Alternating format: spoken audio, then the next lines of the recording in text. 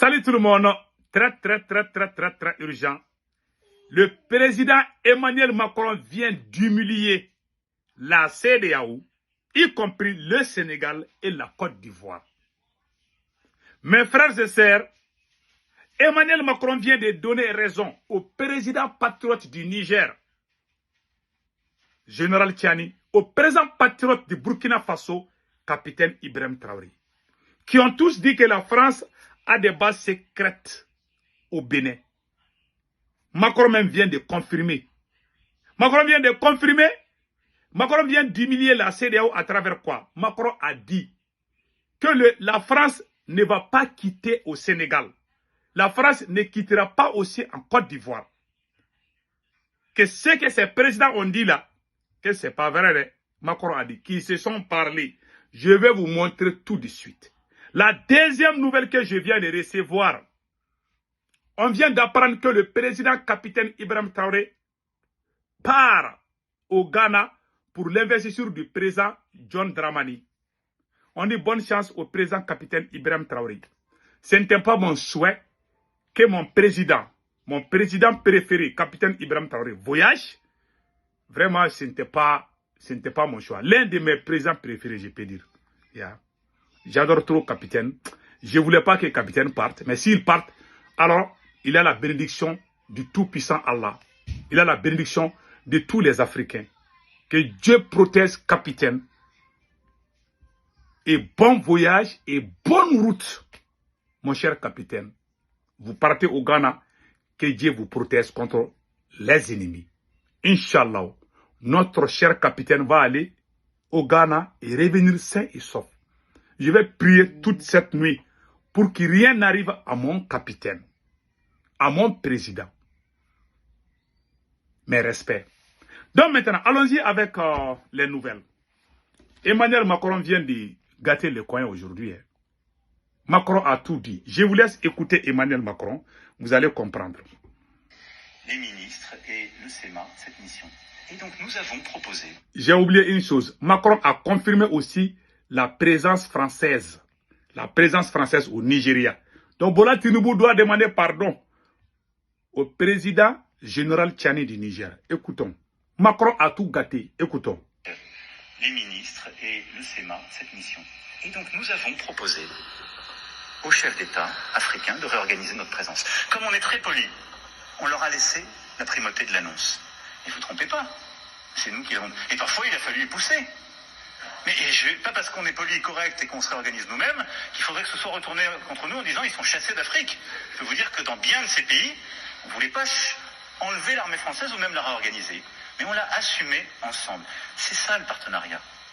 Et donc oui, nous sommes en train d'ouvrir un partenariat de sécurité et de défense nouveau. Où on aura des bases stratégiques. Djibouti en fait partie, c'est pourquoi elle est d'une toute autre nature. Je l'évoquais devant nos militaires, elle sera pérenne, stable, parce qu'elle est régionale.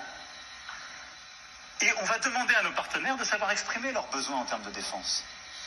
Et on va faire plus de formation, plus d'équipements, plus de renseignements, plus de contrats aussi dans la durée de défense. On va qualifier la menace avec eux. Et on va aussi inventer une nouvelle relation. Comme on l'a fait ces dernières années avec le Bénin, relation inédite, comme on va le faire avec le Nigeria, où on a commencé un dialogue stratégique qui n'existait pas jusqu'alors, ce qui était une aberration, etc. Partenariat stratégique de défense. Vous avez tous entendu. Le général Tchani avait dit ça. Ce qui m'a fait rire, il dit que les chefs d'État, que lui, il a été poli, il a dit que la France a discuté en catimini, en cachette, avec le Sénégal et la Côte d'Ivoire. Macron dit que la France n'a pas été chassée de la Côte d'Ivoire, ni le Sénégal. C'est ça que Macron vient de dire ici tout de suite. Il dit que c'est lui, Macron, qui a dit au président Diomaye Faye et au président Ouattara de sortir publiquement que la France va quitter dans ces pays. Que la base française sera fermée. Mais ils vont se réorganiser d'une autre manière. Ils vont travailler ensemble d'une autre manière. Mais que la France va toujours rester au Sénégal et en Côte d'Ivoire. Ça veut dire qu'ils vont juste fermer les bases. Ils ne vont pas faire beaucoup de soldats, mais ils vont rester, les formateurs vont rester. Et la France continuera toujours ses dictats dans ces pays. Ça veut dire que la France restera toujours au Sénégal et en Côte d'Ivoire. Le président Emmanuel Macron vient de tout gâter. Il vient de dévoiler. Moi, j'avais pris tam-tam et tambour là. J'ai dansé là. J'étais content. Je disais merci au président Diomaye Faye. J'ai dit merci au président Ouattara. Mais pour le cas de Ouattara, je peux comprendre. Mais pour le cas du Sénégal, c'est pour cela, chaque jour, on nous chante aux oreilles.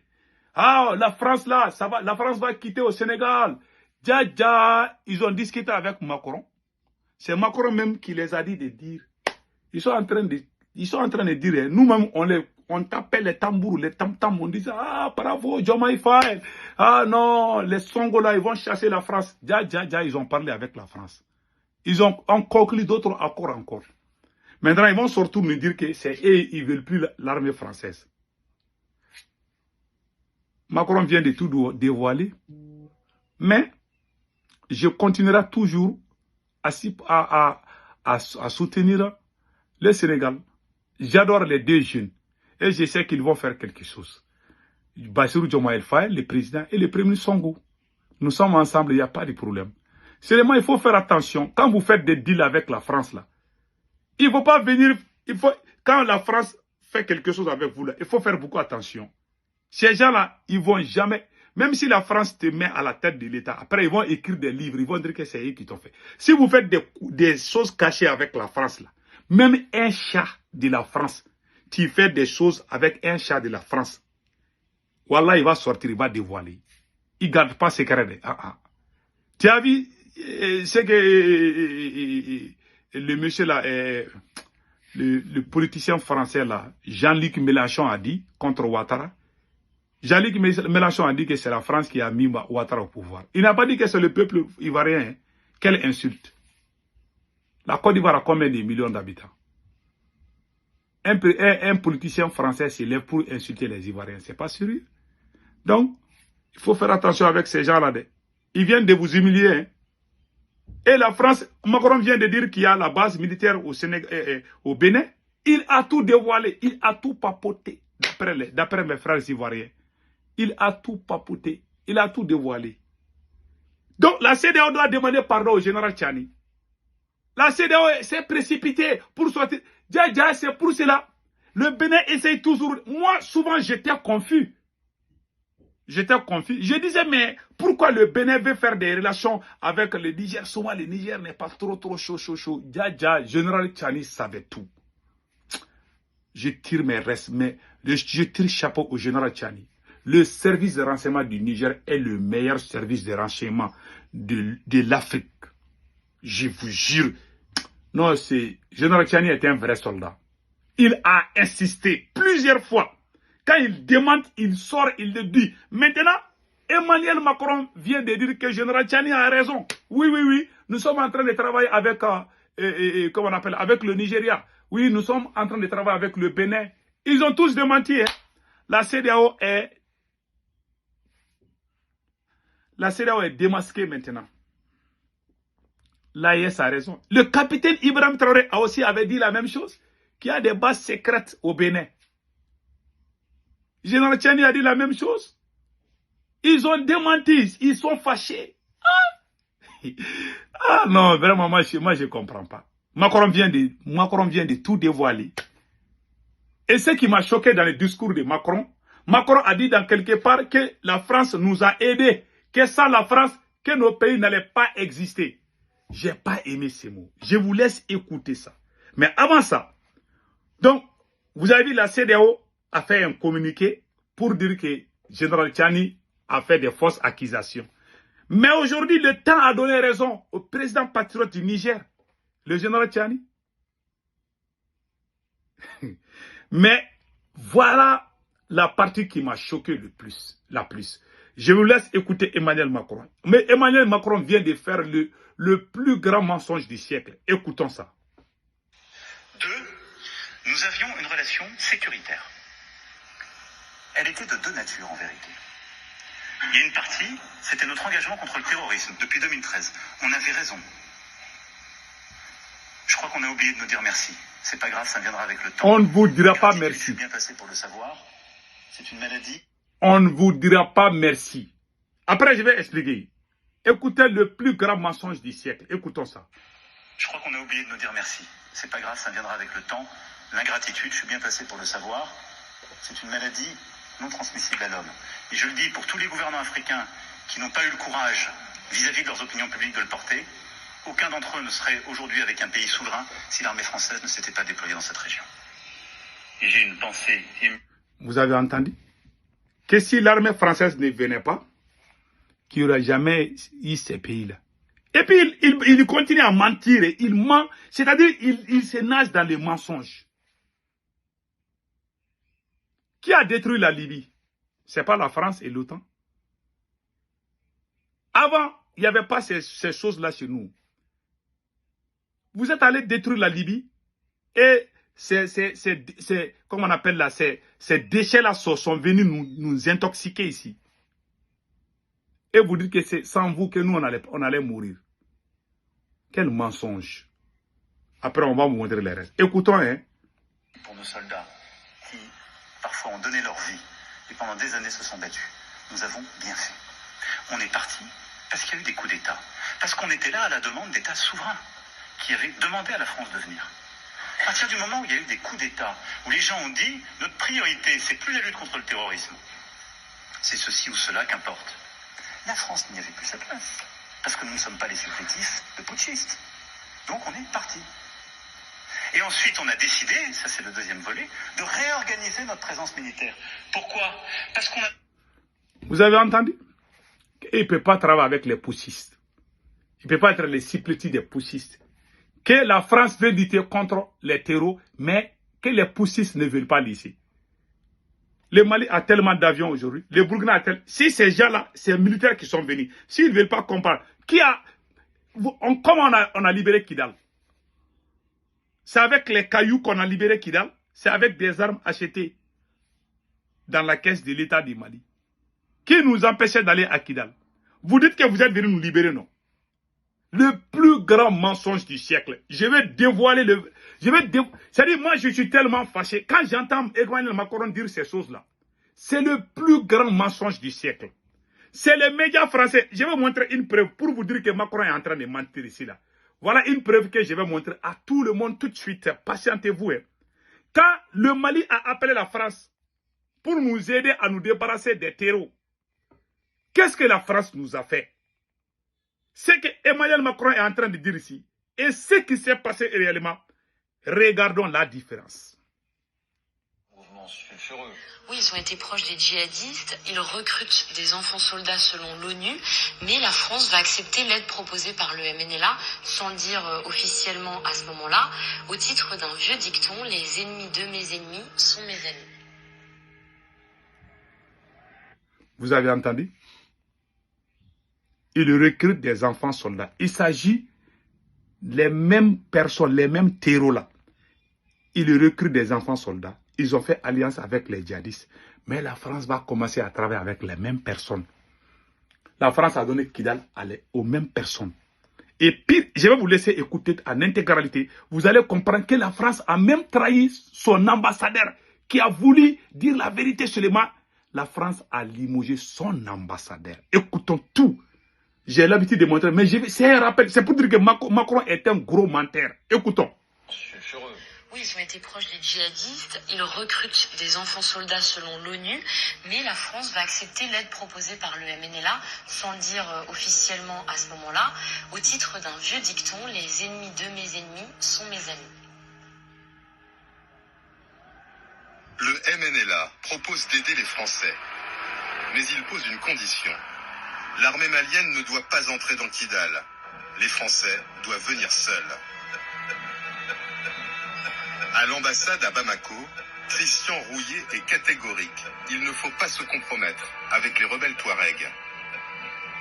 Pour nous, la principale menace est AQMI et la mouvance djihadiste. Et pour les Maliens, c'est le MNLA qui est la première menace. Pourquoi? Parce que c'est le MNLA qui a lancé l'offensive et c'est le MNLA qui conteste l'unité du Mali. Donc c'est ce que j'essaye d'expliquer à Paris en disant attention, il faut éviter de se compromettre avec le MNLA. Mais le Quai d'Orsay passe outre les recommandations de l'ambassadeur. Les choses ne peuvent pas toujours être d'une limpidité absolue. Bon, ce qui est les mouvements terroristes, nous refusons de travailler avec eux. Mais il y a des personnes qui sont dans une situation un peu intermédiaire, et là, le rôle de nos services, c'est d'essayer de les amener du bon côté. Du bon côté. Quelques semaines après la reprise de Kidal, l'ambassadeur Christian Rouillet, qui s'est publiquement opposé à la collaboration avec les rebelles Touaregs, sera démis de ses fonctions. L'ambassadeur qui s'est opposé de la collaboration. La France voulait que son ambassadeur collabore avec des terreaux. L'ambassadeur a dit niet. Ils ont limogé l'ambassadeur de la France. J'ai montré cette vidéo en 2014. Depuis 2014, j'ai montré cette vidéo aux Maliens. J'ai dit, vous voyez comment la France est en train de nous tromper. Bon, maintenant, voilà les journalistes français. Ce ne sont pas les journalistes russes, c'est les journalistes français.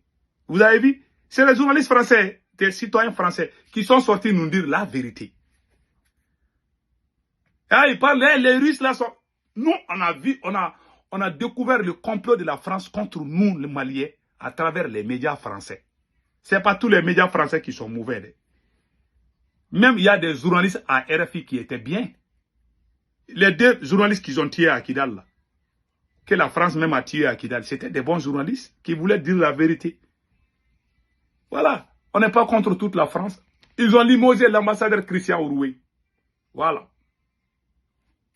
Collaboration avec les rebelles. Semaine après la reprise de Kidal, l'ambassadeur Christian Rouillet, qui s'est publiquement opposé à la collaboration avec les rebelles Touaregs, sera démis de ses fonctions.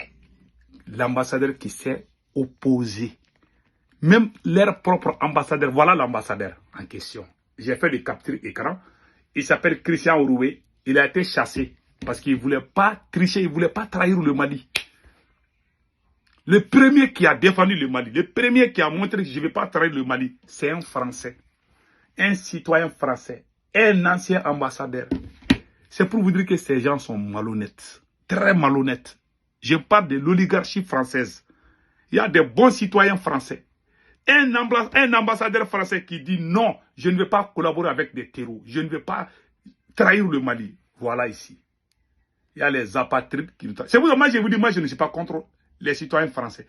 Un ambassadeur, vous voyez, il dit non, je ne vais pas trahir. C'est aujourd'hui que toi, Macron, tu vas venir nous dire quoi?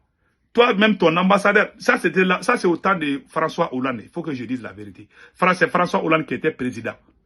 Ils ont limogé cet ambassadeur parce qu'il dit à la France de ne pas trahir le Mali. Il y a des hommes honnêtes partout dans le monde entier. Même en France, il y a des hommes. Parce qu'il y a des voyous qui sont sur les réseaux sociaux. Quand ils disent, moi j'ai des amis français. J'ai des amis français. Très bien même. Il y en a qui disent qu'on est en guerre contre même les chats de la France. On n'est pas en guerre contre la France. On est en guerre contre l'oligarchie française. Même les Modibo Keïta avaient des amis français. Les grands révolutionnaires en Afrique là. Sékou Touré avait des amis français. Tout le monde est. Ce n'est pas une question des pays. C'est une question des dirigeants voyous. Vraiment que Dieu bénisse l'AES. Passez un excellent week-end.